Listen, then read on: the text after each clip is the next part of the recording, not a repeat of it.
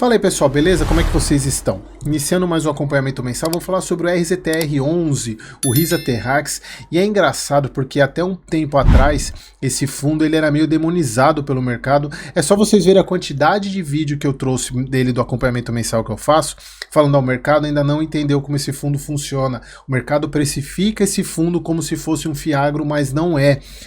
E, obviamente, depois que a gestora começou a mostrar serviço, ela comprou um monte de fazenda e agora começou a vender algumas coisas e trazendo um resultado colossal, as pessoas resolveram dar valor para ele, tanto que a cotação dele subiu pra caramba aí nos últimos dias, né, na última semana principalmente, mas olha só, mesmo assim eu já venho falando desse fundo para os membros, aqui no canal acho que já dava para dar para quem me acompanha há algum tempo já tinha uma noção da minha opinião sobre o fundo, e agora para os membros principalmente, eu já venho falando dele há muito tempo, já venho recomendando a compra dele há muito tempo, e eu quero mostrar para vocês aqui pessoal, antes de entrar no relatório, só para vocês verem que foi no relatório de setembro que eu trouxe um estudo sobre o RZTR.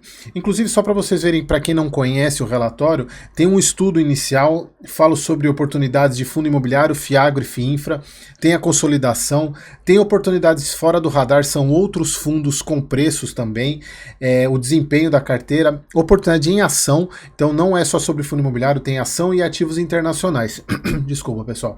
Então eu fiz um baita no estudo do Risa Terrax aqui, só para vocês... Nossa, minha garganta. Então tem bastante coisa aqui, né, falando sobre a gestora. Então foi um estudo bem bacana que eu fiz, mas não foi em setembro que eu comecei a recomendar esse fundo. Acho que foi no começo do ano ou até no final do ano passado que eu já recomendava o RZTR para os membros, porque eu sempre considerei ele um baita de um fundo. E obviamente, pessoal, que o fato de eu recomendar e estar falando que eu recomendava sempre com base no preço que eu calculo para os alunos, para os membros do canal e que agora são membros da comunidade. Então, obviamente que alguns meses, mesmo ele sendo um bom fundo, ele não dava preço para entrada.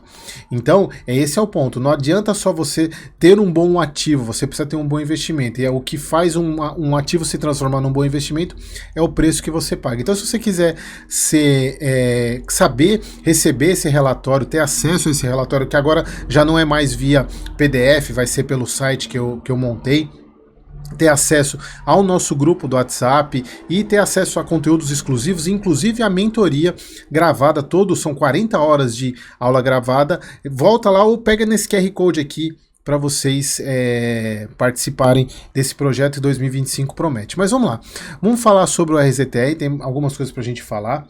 Então o relatório agora é de outubro, nossa, minha garganta não tá legal. Relatório agora de outubro.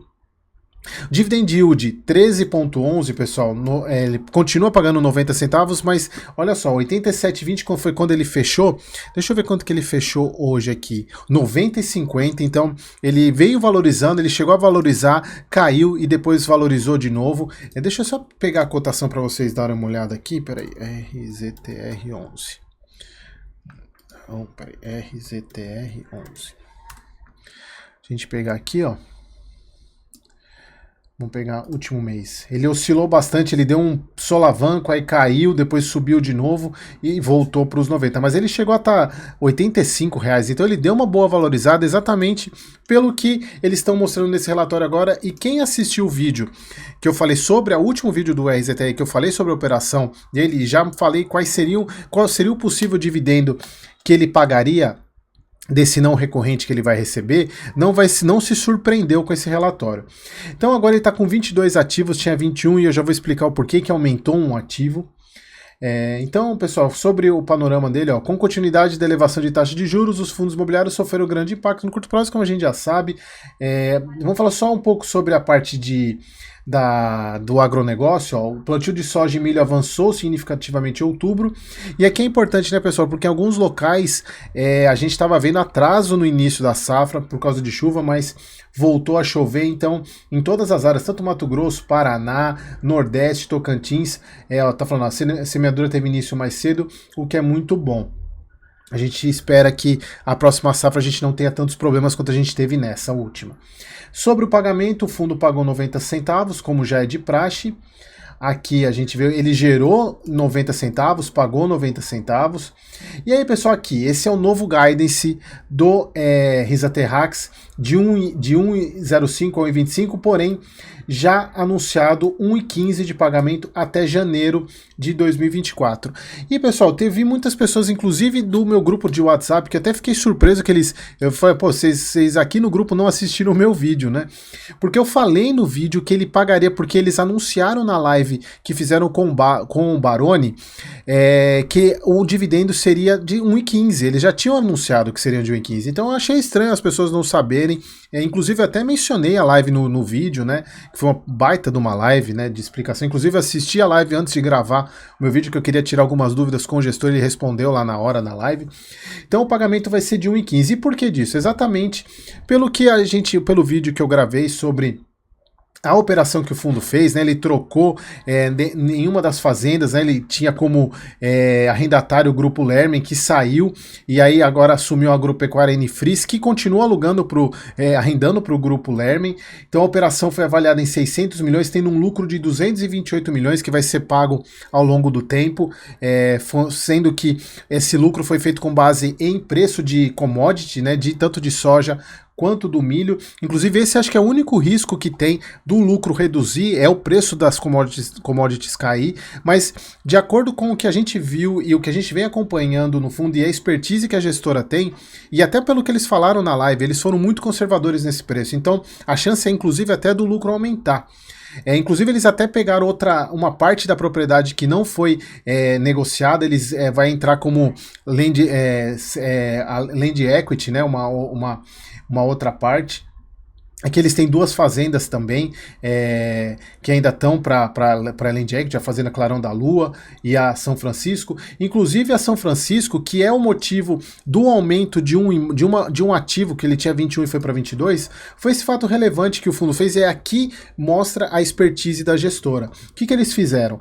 Era uma propriedade de quase 13 mil hectares, no valor de 297 milhões.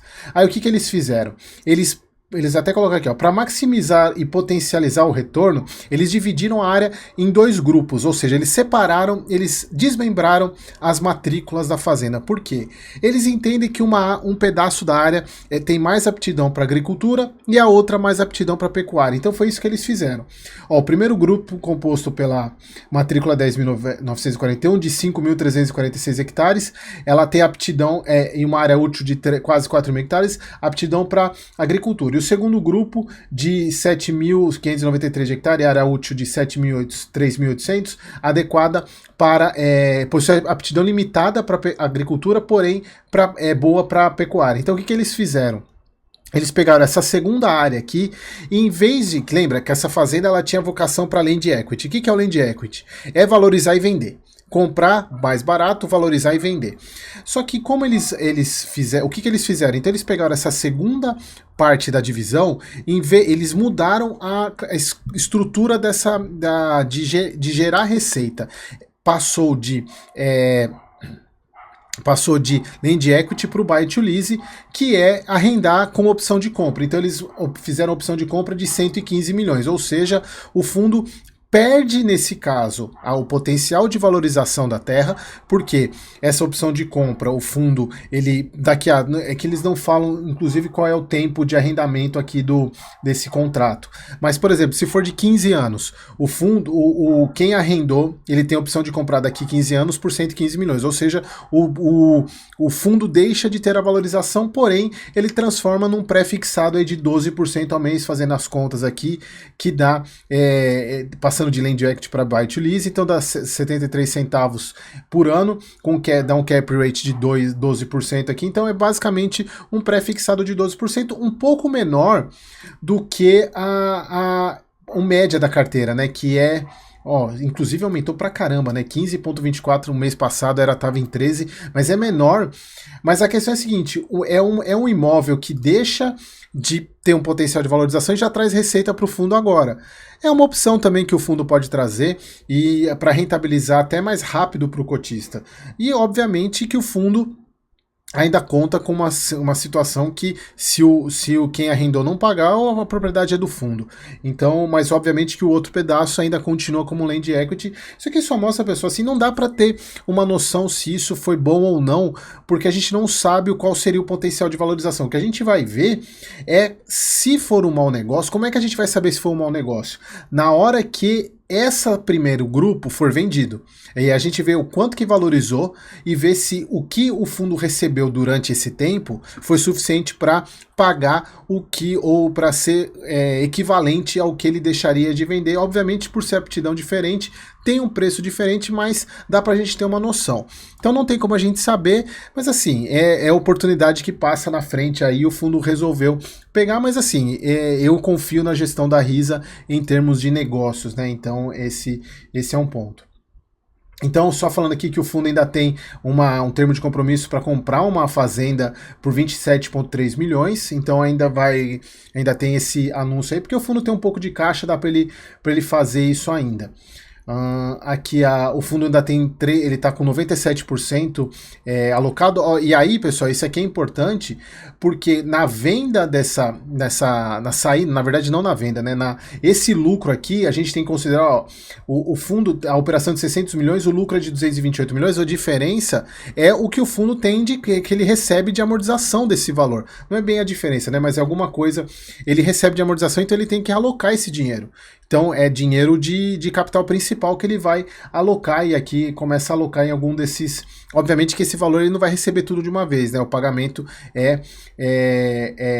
durante os 6 anos, né, de período de arrendamento. Lembrando, toda vez que o fundo recebe uma parte desse pagamento, o patrimônio do fundo, não o patrimônio, mas a parte da fazenda que era do fundo passa para essa agropecuária Anifris. Eu expliquei tudo isso direitinho lá no vídeo, se você tiver curiosidade e não assistiu ainda. Mas, pessoal, assim, é um baita de um fundo imobiliário. A gente não tem muito falar aqui todas as propriedades, né? Então, é isso aí, pessoal. Então, não tem, a gente encerra aqui. Espero que vocês tenham gostado. E se você tiver interesse, seja membro do canal, que esse tipo de oportunidade eu tenho certeza que você não perderia. Beleza, pessoal? Então, espero vocês no próximo vídeo.